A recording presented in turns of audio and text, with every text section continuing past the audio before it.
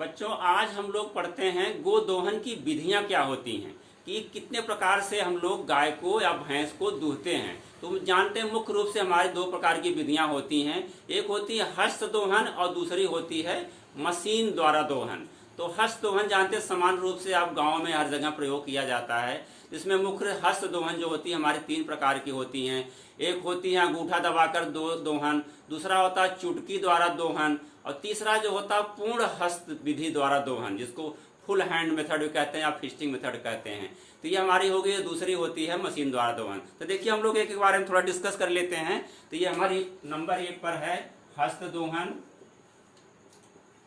ये हस्त दोहन हो गया और नंबर 2 हो गया मशीन द्वारा दोहन। मशीन द्वारा दोहन, मशीन द्वारा दोहन हो गया। अब हस्त दोहन देखिए इसमें होते हैं 3 होते हैं। इसको हम लोग फर्स्ट कर लें, इसको सेकंड कर दें। अब इसमें देखिए एक होता है, नंबर 1 होता है अंगूठा दबाकर दोहन। इसमें होता है अंगूठा दबाकर, अंगूठा दबाकर दोहन। इसको हम लोग इंग्लिश में नकलिंग विधि के नाम से जानते हैं। इसकी के साइलेंट होता है इसमें, KNUCKLING, नकलिंग मेथड। और नंबर 2 हमारा है चुटकी, चुटकी द्वारा दोहन। इसको हम लोग कहते हैं स्ट्रिप मेथड। स्ट्रिप माने जानते चुटकी होती है, स्ट्रिप मेथड,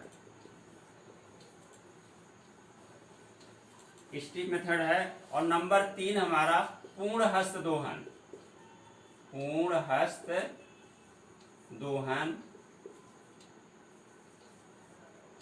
इसको कहते हैं फिस्टिंग। ये इंग्लिश में भी कभी लिखा जाता है फिस्टिंग मेथड।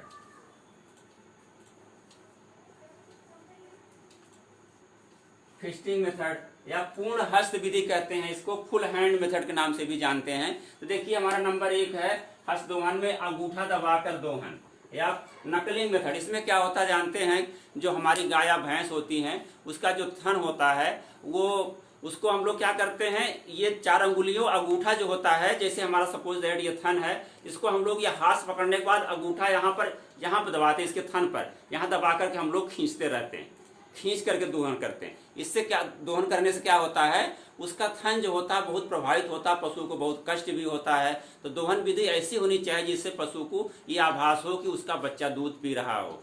इतने अच्छे ढंग से दोहन करना चाहिए, लेकिन ये बहुत गलत तरीका है। लेकिन समान रूप से देखिए जिनको नहीं पता है, गांव में तमाम लोग हैं इस प्रकार से दोहते हैं। तो इससे क्या हानि होती है कि इससे हम पशु का जो होता है थन होता, देखिए वहाँ पर उसके जहाँ आयन के पास जुड़ा होता है वहाँ पर एकदम पतला पड़ जाता है और नीचे मोटा हो जाता है, और उसमें गांठें कभी कभी पड़ जाती हैं और कभी कभी क्रैकिंग हो जाती है, उसमें जो है क्रैक हो जाता है, खून भी निकल आता है, इन्फेक्शन हो जाता है। और कभी कभी उसमें थनैला रोग जानते हैं, एक सबसे खतरनाक बीमारी है, उसके पशु के थनैला हो जाता है तो दूध पूरा नहीं निकल पाता है, पशु को बहुत कष्ट भी होता है, दूध में खून आने लगता है, उसमें बैक्टीरिया तमाम होते हैं जो बहुत हानिकारक होते हैं, तो पशु का थन भी बेकार हो जाता है। तो ये हमारी विधि अवैज्ञानिक विधि है। नंबर 1 अंगूठा दबाकर दोहन जो नकलिंग विधि होती है, इस प्रकार के दोहन नहीं करना चाहिए। जो दूसरी विधि हमारी देखिए ये चुटकी द्वारा दोहन होता है या फिस्टिंग मेथड क्या कहते हैं। ये विधि वहां पर अपनाई जाती, देखिए कुछ हमारी गाय या भैंसें ऐसी होती हैं जिनके जो थन होते हैं वो छोटे आकार के होते हैं,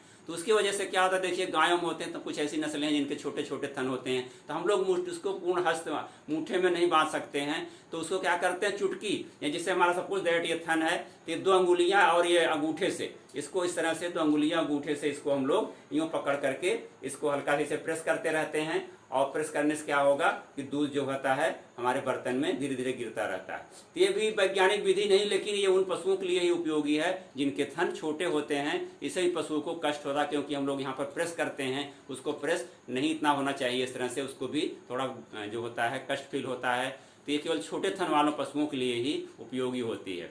जो सबसे तीसरी विधि हमारी पूर्ण हस्त दोहन, जिसको हम लोग फिस्टिंग मेथड के नाम से जानते हैं, ये सबसे बेस्ट मेथड माना गया है और इसी से दोहन करना चाहिए। इस प्रकार जब दोहन हम लोग करते हैं तो पशु को क्या सुखानुभूति होती है, उसको यह महसूस होता है कि हमारा बच्चा जो है दूध पी रहा है, इसी तरह फील करता है और पशु पूर्ण रूप से जो होता है दूध भी होता है, सीक्रेट करता रहता है, उत्सर्जित करता रहता है। पूर्ण दोहन हमारा जो होता है सबसे अच्छा माना जाता है। पशु कोई कष्ट भी नहीं होता, न उससे थनहैला होने के चांस रहते हैं और पशु दूध भी अधिक देता है। तो उसमें क्या करते हैं, जैसे ये हमारा सपोज दैट थन हो गया, तो इसको हम लोग पूरे हाथ में पकड़ते हैं, अंगूठे को साइड लगा करके क्या करते हैं, केवल प्रेस करते हैं, ऐसे प्रेस करते हैं, केवल इसको खींचा नहीं जाता है। तो उसको जैसे बच्चा पीता है उसका, तो उसको प्रेस करके करता, खींचता नहीं है, इसी प्रकार केवल प्रेस करते हैं इसको यहाँ दबा करके। तो ये हमारा सबसे बढ़िया जो मेथड होता है पूर्ण हस्त दोहन। ये आता भी है कि गो दोहन के लिए सबसे अच्छी मेथड यानी सबसे बेस्ट जो मेथड हमारा है कौन सा है, तो फिस्टिंग मेथड, या इंग्लिश में भी, हिंदी में कहीं भी लिखा रहता है फिस्टिंग मेथड, तो आप इंग्लिश और हिंदी दोनों जान लें। फिस्टिंग मेथड जो होता है पूर्ण हस्त दोहन भी कहते हैं इसको, सबसे फुल हैंड मेथड भी कहते हैं इसको। दूसरा है फुल हैंड मेथड के नाम से भी जानते हैं या फिस्टिंग मेथड, तो सबसे बेस्ट मेथड माना जाता है। इस प्रकार दोहन से हमें अधिक दूध प्राप्त होता है और पशु कोई कष्ट भी नहीं होता है। अब देखिए जो दूसरी विधि हमारी थी, अभी हम लोग इसको पढ़ लिए, अंगूठा मशीन विधि। जो मशीन विधि हमारी है, ये सामान्य रूप से देखा जाए तो सबसे पहले ये इंग्लैंड में शुरू हुई थी मशीन विधि। इंग्लैंड में वहां पर सबसे पहले इससे मशीन के द्वारा दुहाई हुई। जानते हैं कि जो बड़े बड़े डेयरी फार्म हैं वहां पर आदमी दूध ज़्यादा नहीं दोहन कर पाता है, तो क्या होता है हमारा दूध पशुओं के थनों में रह जाता था। तो वैज्ञानिकों ने सोचा कि डेयरी जो साइंटिस्ट थे उन्होंने सोचा कि हम अधिक से अधिक दूध प्राप्त करने के लिए इतने हमारे पास जो है मैनुअल से इतना अच्छा दुहाई नहीं हो पा रही है, तो उन्होंने ऐसी मशीन बनाई जैसे हम लोग हाथ से दूहते हैं। उसी प्रकार इसमें जो होते हैं टीट कप होते हैं, टीट कप, टीट्स कप होता है, जैसे हम लोग हाथ पकड़ते हैं उसी प्रकार चार उसमें जो होते हैं कप लगे रहते हैं। उसके थन को हम लोग आकार के हिसाब से छोटा बड़ा भी होता है, जिस पशु का जैसा थन होता है उसी हिसाब से मशीन को कप को ही बनाया जाता है, टीट कप को। तो उसके चारों थनों में क्या करते हैं, उस मशीन उसको कप को लगा देते हैं और उसमें से एक पाइप लगी रहती है और इलेक्ट्रिक पाइप होती है, वो एक वहाँ छोटा सा एक मोटर लगा रहता है वहाँ पर, और पाइप जो होती है वो जा करके जो हमारा दूध इकट्ठा करने का बर्तन होता है वहाँ जुड़ा रहता है। और पाइप में कुछ वैक्यूम, इसका जो दूध निकालने का तरीका होता है, एक वैक्यूम होता है। जानते हैं जब दूध का सिक्रेशन होता है वहाँ दूध बनता है, भी हम लोग थोड़ा सा और डिस्कस करेंगे बाद में।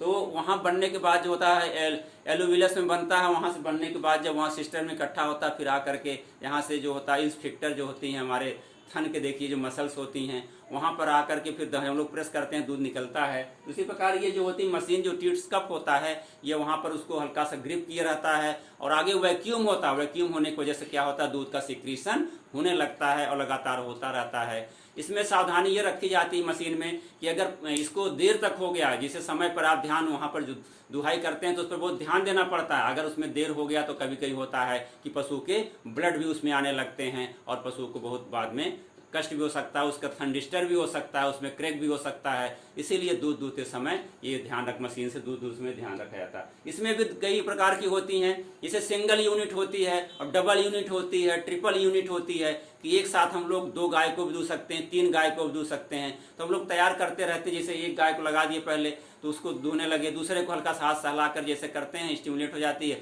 दूसरा टीट लगा देते हैं, टीट्स कप लगाते हैं, फिर तीसरे को लगा देते हैं, तो अगली को तैयार करते रहते हैं। इसी प्रकार कंटिन्यू दुहाई होती रहती है। तो इसमें भी 3 प्रकार के साथ में 3-3 गायों को हम लोग दुहाई कर लेते हैं। तो ये ज़्यादा साइंटिफिक है। और जानते हैं वो सामान्य आदमी होता है, एक होता है तो 1 घंटे में लगभग सामान्य आदमी जो होता है वो 10 से 15 गायों को, 12 गायों को ही दुहाई कर सकता है, क्योंकि वो हाथ थोड़ी जो दुहाई करिए तो वो दर्द करने लगता है लोगों को, कंटिन्यू नहीं दूह पाते हैं। जो बड़े एक्सपर्ट होते हैं वो 30-30, 40-40 गायों को 1 घंटे में दूह लेते हैं। लेकिन जो मशीन है वो जो बड़े बड़े हमारे डेयरी फार्म है वहाँ पर ज़्यादा आदमी नहीं दूह पाते हैं, इसीलिए इसको जो है मशीन से दुहाई बड़े फार्मों पर हो रही है। लेकिन सामान्य रूप से जिनके पास कम पशु हैं या छोटे डेयरी फार्म हैं वहाँ पर हम लोग हस्त दोहन, पूर्ण हस्त दोहन विधि से ही करें तो ज़्यादा अच्छा है। क्योंकि हमारे किसान में भी होते हैं कि 2-4 भैंसें रखते हैं, छोटे कुछ पशु होता है, अपना छोटा डेयरी फार्म होता है, तो वो अपना हाथ से दुहाई कर लेते हैं। और तो इस स्वच्छता से अगर हम दुहाई करेंगे और अच्छी विधि से दुहाई करेंगे तो हमें अधिक दूध ही प्राप्त होगा और स्वच्छ दूध प्राप्त होगा। जब स्वच्छ दूध प्राप्त होगा तो उसको हम इस्तेमाल करेंगे, हम भी स्वस्थ रहेंगे। इसलिए अब इस क्लास को यहीं समाप्त करते हैं, अगले क्लास में हम लोग फिर मिलेंगे। धन्यवाद।